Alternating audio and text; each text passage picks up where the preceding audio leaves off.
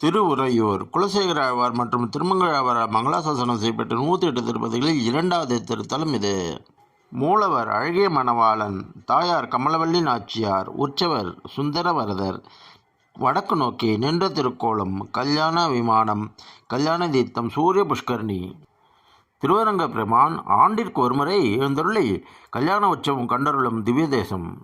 அந்த காலத்தில் திருக்கோயில் என்றும் பிற்காலத்தில் திருஉறையூர் என்றும் பெயர் பெற்று விளங்கும் திருத்தலம்.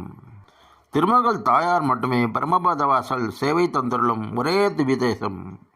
பெருமாளும் தாயாரும் ஒரே சன்னதியில் காட்சி தந்தருளும் ஒரே திவ்ய தேசம்.